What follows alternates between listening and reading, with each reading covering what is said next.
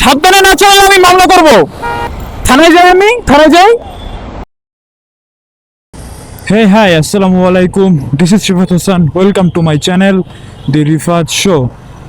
এখন আমি আছি মিরপুর 13 নম্বরে, আরেকটু হলে 14তে চলে যাব। এখন বাজে 5:10 বিকাল। বাসায় বসে বোর হচ্ছিলাম, ভাবলাম বের হয়ে একটু এদিক সেদিক দিয়ে ঘুরে আসি, কিন্তু কই যাব, কোন দিকে যাব, নো আইডিয়া। তো চলেন দেখি, বের হয়ে গেছি। কোথায় যাওয়া যায়, রাস্তায় কি কি হয়, এগুলো আজকে দেখি। যেহেতু কোনো প্ল্যান নাই, তাই আজকে এখন কি হবে না হবে আই হ্যাভ নো আইডিয়া। চলেন দেখি আগাই। তো এটা হচ্ছে মিরপুর 14 গোল চত্বর। এখানে কিছুদিন পর পর নতুন নতুন নাটক করে, যেমন হইতেছে যে এখানে একটা নতুন মোড় বানাইতেছে। কিছুদিন আগে এদিক দিয়ে বাঁশ দেওয়া ছিল ঘুরে যাতায়াত করার জন্য। মানে এখানে নাটকের শেষ নাই। কি করবে না করবে পুলিশ কিংবা প্রশাসন, কেউ কিছুই জানে না। ক্যান্টনমেন্টের ভিতরে কিন্তু অনেক সুন্দর, অনেক টিপটাপ গোছানো থাকে, কোথাও কোনো ময়লা পাবেন না। এখানে রাস্তাঘাটের অবস্থাটা মোটামুটি ভালো। আর সবাই যে স্পিডে যাচ্ছে তার চেয়ে আমি একটু কম স্পিডে যাচ্ছি, কারণ সাধারণত ঢাকা ক্যান্টনমেন্টের ভিতরে বাইক খুব একটা পছন্দ করে না। আর আউটসাইডার হলে তো আর কোনো কথাই নাই।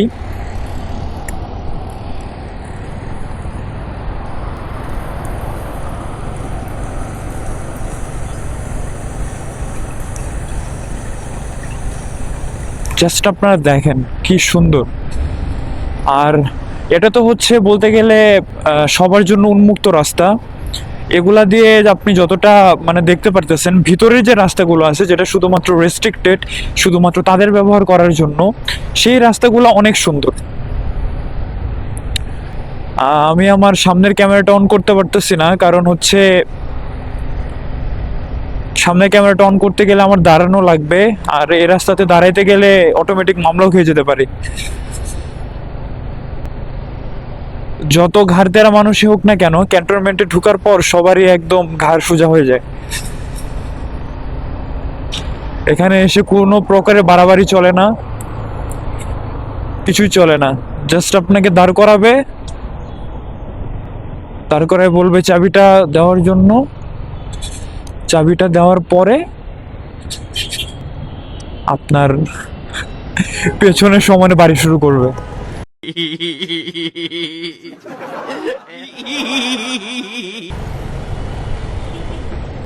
ওরা এমনই। এটা হচ্ছে অ্যাক্সিডেন্টের অন্যতম আর একটা কারণ। মনে হয় হেলমেটটা এই বাইকারের খুলে গেছে। তো যেহেতু খুলে গেছে, কিছু তো করার নাই। তার চেয়ে বেশি রিস্কি হচ্ছে এই হেলমেটগুলা। এই যে আমার সামনে লাল হেলমেট, আমার সামনে কালো হেলমেট। এই হেলমেটগুলা হচ্ছে আপনি যখন বাতাসে থাকেন তখন খুলে পিছন দিকে পড়ে যায়। এগুলো বড় হেলমেট, আপনি দূর থেকে দেখতে পারলেও ছোট হেলমেটগুলো যখন রাস্তায় পড়ে তখন সেগুলো ওইভাবে বোঝা যায় না। তো আপনার গাড়ি কিংবা বাইকের টায়ার যখন উঠে তখন আপনার অ্যাক্সিডেন্ট হয়ে যাওয়ার চান্স খুবই বেশি থাকে। দেখেন কি অবস্থাটা করতেছে, দেখছেন দেখছেন কি করতেছে। লিটারেলি প্রায় লেগে যেতে নিচ্ছিল। আমার ক্যামেরাটা অফ ছিল, আমি সেটা দেখাইতে পারি নাই।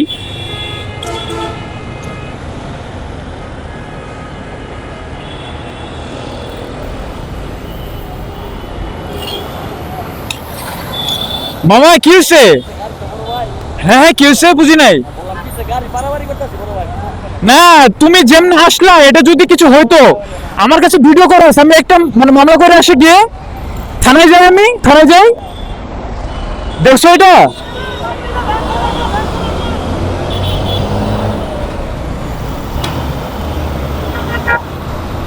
সাবধানে না চললে আমি মামলা করব।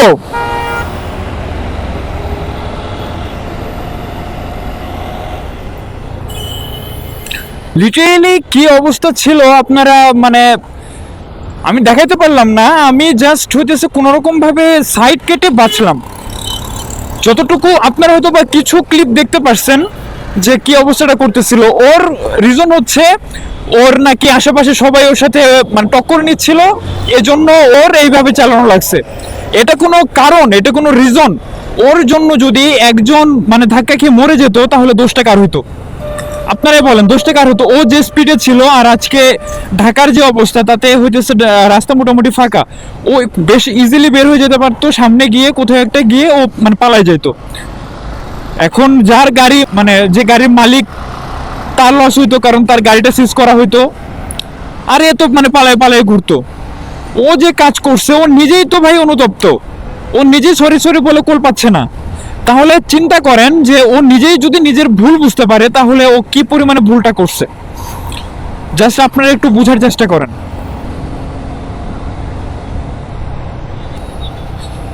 ওকে আমি যে ধমক দিছি, ও আর অন্তত আমাকে যতক্ষণ দেখা যাবে ততক্ষণ পর্যন্ত আর আমার আশেপাশে আসবে না।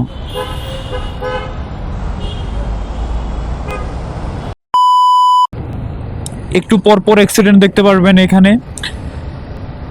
সব অ্যাক্সিডেন্ট তো আর এখন ওইভাবে ফেসবুকে আসে না কিংবা টিভিতেও কাভার হয় না, এদিকে যে অ্যাক্সিডেন্টগুলো হয়, কিন্তু অ্যাক্সিডেন্ট প্রায় রেগুলার বেসিসেই হয়।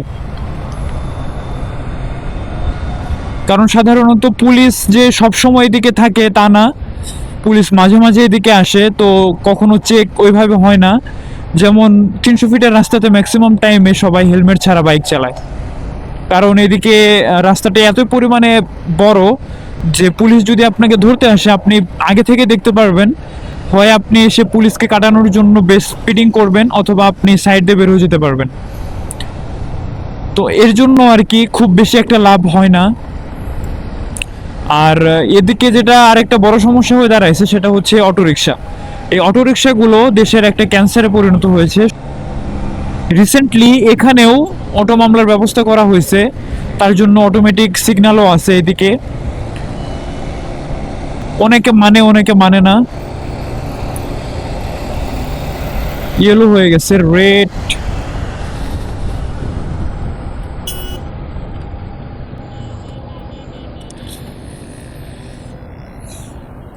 I need to stop.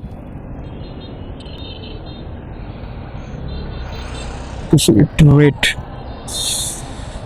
আমি ভাবছিলাম ইয়েলো ক্রস করে যেতে পারবো, বাট আই ওয়াজ রং।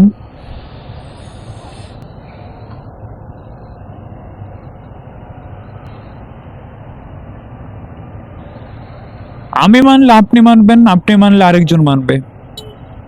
যেমন আমি প্রায় চলে যাচ্ছিলাম, আমি বুঝতে পারি না যে রেড হয়ে গেছে, ততক্ষণে আমার পাশের যে বাইকার ভাই আছে উনি একটা হার্ড ব্রেক করছে। তো উনাকে দেখে আমি বুঝতে পারছি।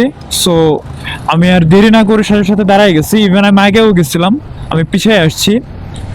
অলওয়েজ আপনার সিগন্যাল মানবেন, আপনি যদি মানেন অন্যজনও মানবে। এখন এদিকে টিকটকের মিলন মেলা বসবে, এখনো তো টাইম শুরু হয় নাই, এখন বাজে মাত্র 5টা 42।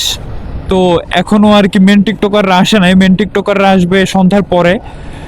ওরা সন্ধ্যার পরে এসে একদম রাত পর্যন্ত এখানে টিকটক করবে, এলাকা কাঁপায় যাবে। আর আপনি যখন সবার সাথে মিলে সিগন্যাল মানবেন তখন আপনারও নিজ থেকে ভালো লাগবে। এই তো টিকটক শুটিং হচ্ছে।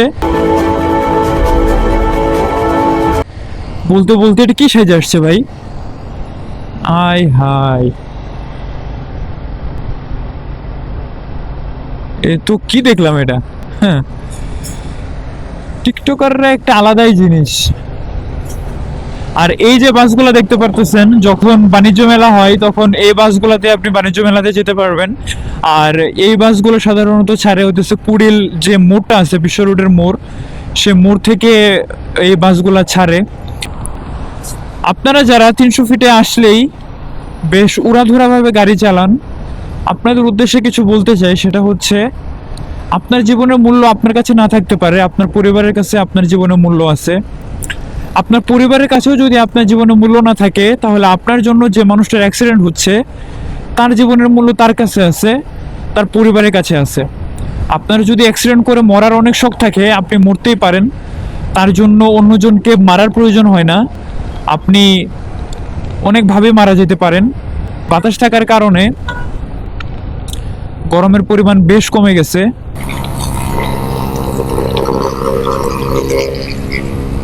ওরা মেনলি আসছে রেস করার জন্য।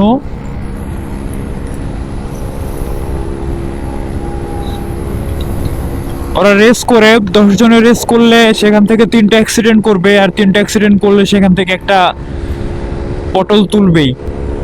এটা রেগুলার বেসিসের কাহিনী, তাও যে ওরা কেন মানে না, কেন বুঝে না জানি না।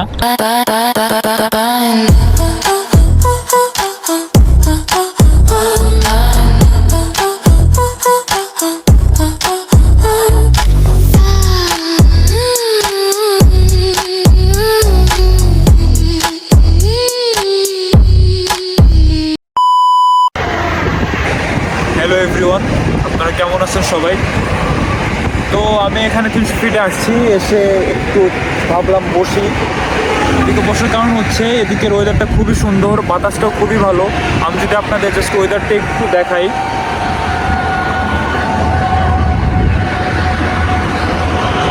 আর এই যে আমার বাইক। তো এখন এখানে বসে আছি, বসে থাকার কারণ জাস্ট এইটাই যে এদিকে ওয়েদারটা ভালো, আর তেমন কোনো রিজন নাই। আর এখানে কথা বলতেছি, কথা বলার মাঝে অনেক নয়েজ আসতেছে, কারণ হচ্ছে আমি ডিরেক্ট আমার ফোনে রেকর্ড করতেছি, কোনো মাইক্রোফোন ইউজ করতেছি না।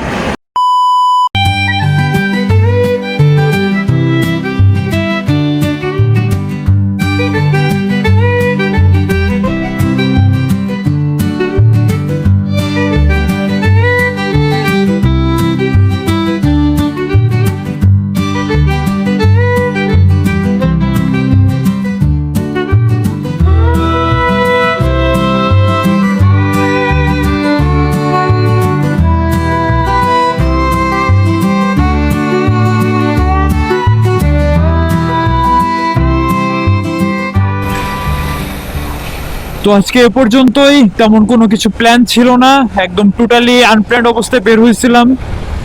দু একটা ছোটোখাটো ইনসিডেন্ট ছিল রাস্তায়, তাছাড়া আজকে রাইডটা বেশ এনজয় করছি, কারণ ওয়েদারটা খুবই ভালো ছিল, জ্যাম ছিল না কোনো, বাতাসও বেশ ভালো ছিল। Overall everything was perfect. So I am leaving, tata, good bye, আল্লাহ হাফেজ। Till then wait for my next show. Piece.